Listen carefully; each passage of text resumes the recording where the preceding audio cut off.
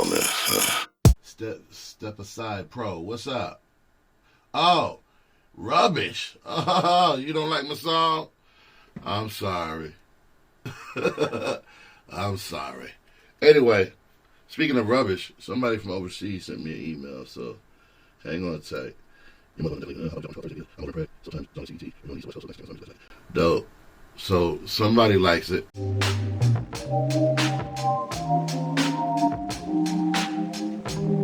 Yeah, let me get on this. Somebody likes it. I just got contacted from someone over in Prague. Prague, how you pronounce that? Mate. Anyway, I love when haters have enough time to literally come on someone's feed to relate that they hate something or dislike something. That tells me a lot about a person. I've been doing stand-up for over 23, 24 years, and so my job is to read people.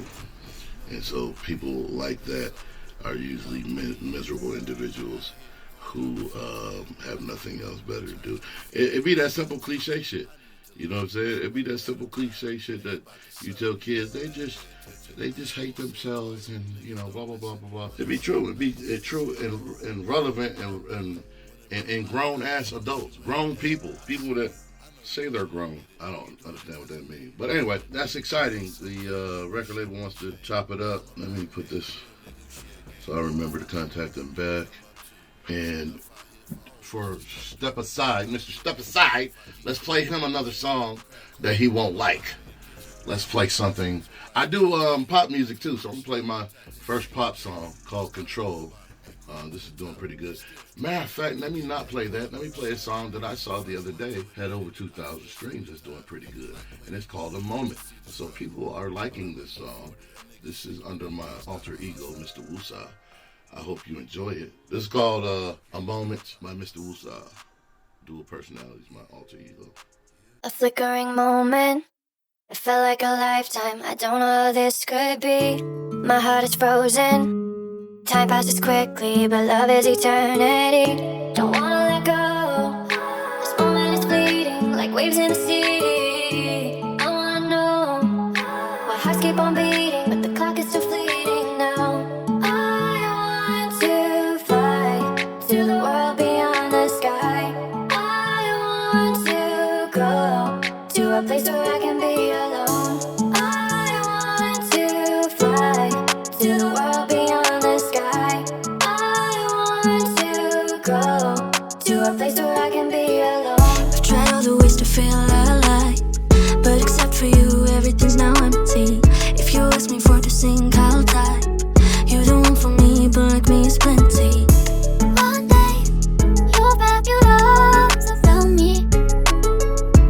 One day, we'll be together and free. A flickering moment. It felt like a lifetime. I don't know how this could be. My heart is frozen. Time passes quickly, but love is eternity. Don't wanna let go. This moment is fleeting, like waves in the sea. I wanna know why hearts keep on beating, but the clock is still fleeting now. You make me do things that I wanna do. Cause without you, I don't feel no more. One day, you'll wrap your arms around me. One day, we'll be together and free. We've tried all the ways to feel alive, but except for you, everything's now empty. If you ask me for to sing, I'll die. You're the one for me, but like me is plenty. A flickering moment. It felt like a lifetime. I don't know how this could be. My heart is frozen. Time passes quickly, but love is eternity. Don't wanna let go. This moment is fleeting, like waves in the sea. I wanna know why hearts keep on beating, but the clock is still fleeting now. Before it's all over.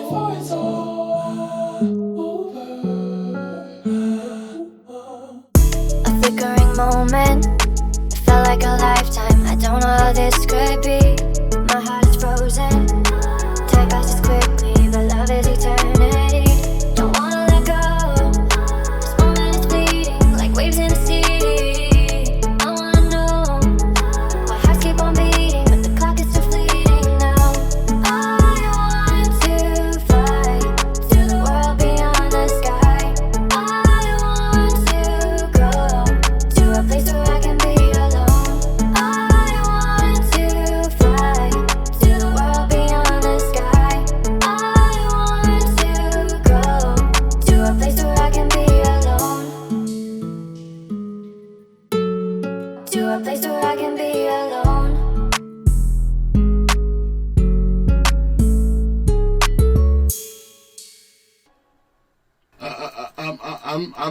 I'm talented.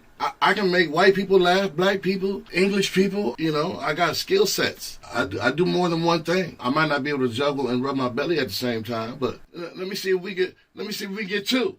Let me see if we get you to like two in a row. That's a challenge. Let's see if we can get you to like two.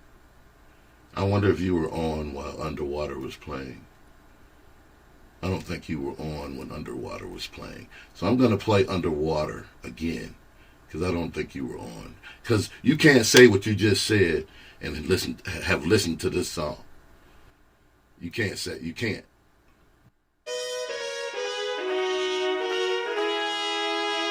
This song is for you, Mr.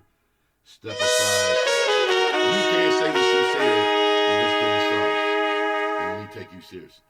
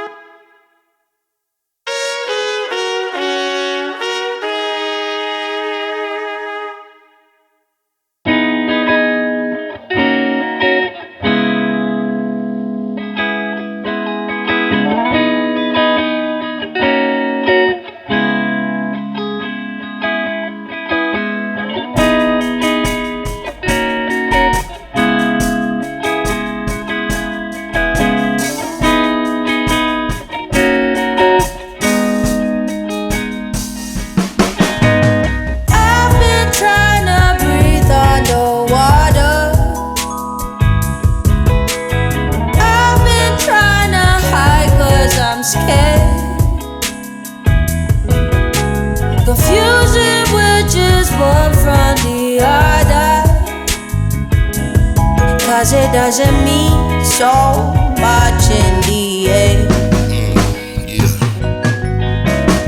Somebody call Aquaman, cause I think I'm drowning. These problems I got, about to hit rock bottom.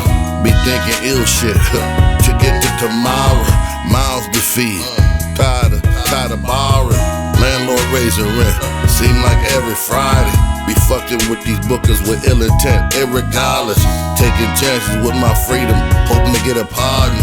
Cause no matter what, these bills coming like beans and fart. I've been trying to breathe underwater.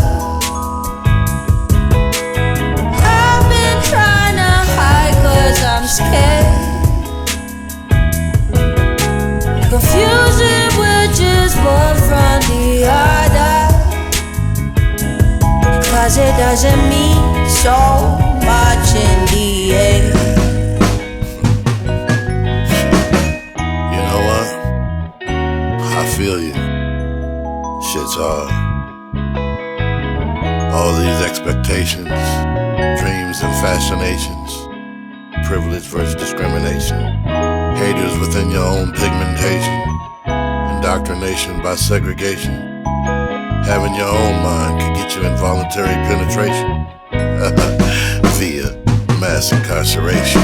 Somebody throw me a life raft, the sharks are coming. Don't leave me hanging like a girl did when the Titanic plummeted. Hands tied behind my back while standing on one leg. Still reaching for my dreams, trying to get paid. Standing on the shoulders of those who paved the way. I'm a thought from a dream that was envisioned back in the day. Breathing underwater is a metaphor we live with. It's all relative like kindred spirits. I've been trying to breathe underwater. Yeah, you're a hater. You can go ahead and go back to your mumble rap because that's what you used to.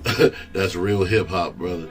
I'm sorry to tell you, this is why artists, you should never listen to people who call themselves fans, because if you do, you will lose yourself. You will lose yourself to people when you're trying to build an audience for stand-up, so to speak. In your mind, your goal is, I'm gonna make all these people laugh.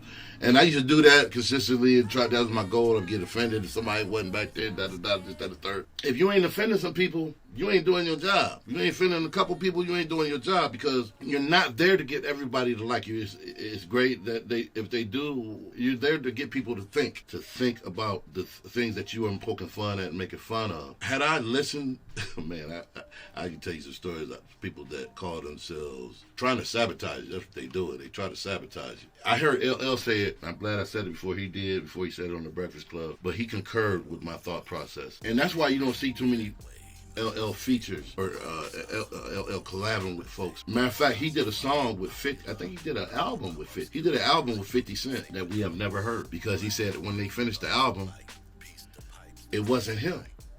And I understand exactly what he's talking about. It wasn't him.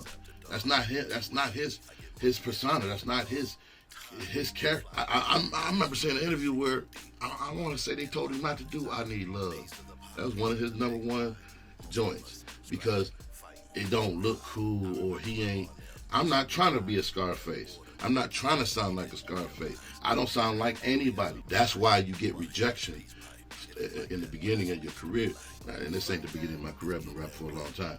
But that's why you get rejection a lot of times, because we hate new things. We hate new artists until someone big co-signs that artist. I don't coattail ride. I don't name drop. I don't do none of that shit. I'm going at this on my own merit. In doing this, you have to ignore certain things. You have to do the music the way that you envisioned it, because you're going to find your audience. When you're in a comedy club or doing music, you're looking for your people. So you might have a full house of 300 people and only walk out of there with 50 of them. That's a win. That's a win. If you walk the rest of them, that's a win, because those 50 people will follow you here, to the other 25 you gather from over here, to the other 10 you gather from over here, to the other 25 you gather from over here. Next thing you know, in a couple of years, you got a following. That's your following. That's how a following is created.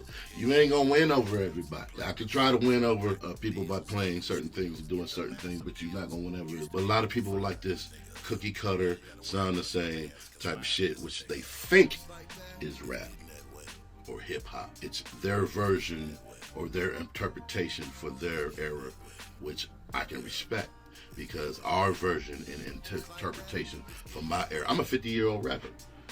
I say it again. I'm a 50-year-old rapper. I'm not in anybody else's lane. I'm not trying to kick it with these kids. I'm trying to, talk to them, and if they're willing to listen, that's cool. But I'm talking to people my age. I'm talking to people my age understand what I'm saying and what I'm talking about. We talking about something with substance. We try to talk about what positive and what good can happen in society and in our community. Our communities ain't all broken up and nothing positive happening. We don't hear that shit in the music that we love to hear from back in the late 90s and early 2000s. We want to hear that shit. So if I can get my favorite artists to focus on that and do that now, I'm going to go ahead and do it. And I found people who like it. So those people congregate and gather, and we come and enjoy what has been offered up for this week or whatever in regards to content, and celebrate it. And this, that, and the third. If they got some thoughts, comments, concerns, that's cool. But for the most part, I'm not looking for your critique, because if I start doing music or start telling jokes the way you want me to do it, then all of a sudden I'm not me, I'm you. I'm you. And that's what LL was saying. When you start doing music for the fans, you do it for the fans, but you make it for yourself. When you start making it for the fans, that's a losing combination. That's a losing combination. You got to make it for you. You got to do it for you, because when you do it for you and you find the people that appreciate it, it's more rewarding. It's a better reward. It's a better feeling of accomplishment. I used to tell my kids when they were younger, what's it like to be on stage or whatever? What's it like to get paid? That's a feeling that I can never describe. It's one thing to try to tell you, man, I get paid for doing this. It's amazing. It's an amazing feeling to get on stage and do what I do, and then a motherfucker paid me for it. After 20-something years, it's still amazing. It's like, damn, these motherfuckers paid for this. I can't describe what it feels like. I could describe it to you, but you still won't know it until it happens to you. Think about that thing that you wanted to accomplish your whole life, and you did it, and someone pays you to do it now. Think about that moment. Someone pays you to do that shit right now. Think about that. When you got that first set of money, that first paycheck for that said thing, how did that make you feel? How did that make you feel? Now we see eye to eye. Man, somebody paid me to do this shit. Wow. That's how it feels every time. Every time. It's, at 20-something years, it still feels the same. Like, damn, somebody paid me to do this. This is amazing. How I got to where I'm at now, you know, is by way of listening to myself. Now, listening to yourself could get you through the door and still get some critiquing. I'm gonna give you a perfect example. When I wrote a script for the show Moesha, when it was on air a long time ago, almost 30 years ago, when Moesha was on the air, I wrote what's called a spec screenplay, spec script. And that is a sample script of a show that you like on TV that's airing. If you want to send it in and submit it to the producers of the show, you write what's called a spec script. And that's a script pertaining to the show. And I still got that script too. I use it as an example when people want to know what formatting for a television show looks like. I still have it. I wrote a spec script and I sent it in. I got a call back. It's called a callback. When the show calls you back about what you submitted to them, it's called a callback. I got one. It was one of the most memorable, exciting, happiest days of my life. It changed my life because it was at one of those moments where I had made a trek out west and failed. Had to come on back home and regroup. And while I was regrouping, I got a phone call that made me go the fuck back out west. I wrote this script, and I wrote it based on my experience. I was always taught write about what you know, so I wrote it based on my experience when I was a kid and their age. In this show, I got bullied, so I wrote an episode about being bullied. That episode focused on Miles. So when I got the call back, one, he said he was calling me to validate me as a writer because he understood the importance of a young black man in this business to understand that that I'm valued, and he said too to let you know that you're not an imposter. Oh my God, those words meant so. This is the executive producer of the television show calling me, telling me I'm not an imposter. That was the most important phone call I ever got in my career. He said, man, if I didn't know any better, I think you already worked for the show. You know these characters forward and backwards. I was like, yeah, I do. He said, Moesha, unfortunately, this is the last season of Moesha. Had it not been this is the last season, this call would be offering you a job, a staff writing job. I was like, damn. He said, and another reason why I called you, I wanted to let you know about the script. The script was dope, loved it. He said, but it would have been a no-go. It would have had to definitely be rewritten if we accepted it. And I was like, word? He was like, yeah, and here's why. He said, because the character that I focused on wasn't Moesha. It was Miles, the supporting character. It was, the story focused primarily on him and what happened to him at school. And he said, at the time, Brandy Mama, Ray J Mama wouldn't have had it. If that story didn't, focus mainly on them two, it wasn't going to happen. So I would have had to redo the script or whatever to put some more focus on the main two characters or whatever. But other than that, he was like, your story was great. The characters were well written, blah, blah, blah, blah, blah. And he said, if you come back out to L.A., hit me up and we'll see what we can do, whatever, blah, blah, blah, blah, blah. Man, I was back out there a month later. I was knocking on the door. I was on Sunset Gower Studios. I went straight to Sunset Gower. That's where Moesha and the Parkers was shot. And that's how I got on the Parkers, is because the Parkers was shot on the same lot as Moesha, and he was in charge of that shit too. I was like, yo, can I get on the Parkers? Took me and my boy straight to casting, and like put him on an episode. And boom, that's how we got on the show. Because someone had told me that before I wrote the episode and said, I think you should write it about this and don't write too much about this character. Only way I would have took that person's advice is if they worked for the show already. Other than that, I wouldn't have taken anybody's advice in regards to what to write about, because I watched the show religiously and I knew the characters and I wanted to write about what I knew, and that was that particular situation, being bullied. And I knew I could write something funny yet informative about bullying. And that's what I did. And that's what got his interest. Even though that wasn't right, they wouldn't have aired it because of that scenario, it still was good enough to catch his attention. Play them raps, don't make me leave the live, Brody. I'm here for the music. Hey, this is not just for music. If you know my show is about these gems. So if you gotta go, I'll holler at you, man. This is about people that want to learn some gems about this business. You don't like my music, so I don't understand why you still here. So anyway, this is for the people that are listening to what they come here for, and that's just information about show business, because it is my duty as an OG to pass this information off to the younger folks who don't know. Because some of this information, had I known in the beginning, I wouldn't have done some of the shit I did. We move the bullshit forward by participating in the bullshit, and don't want to call it bullshit when we smell the bullshit, even though it smell and tastes like the bullshit. Yeah, let me get on there.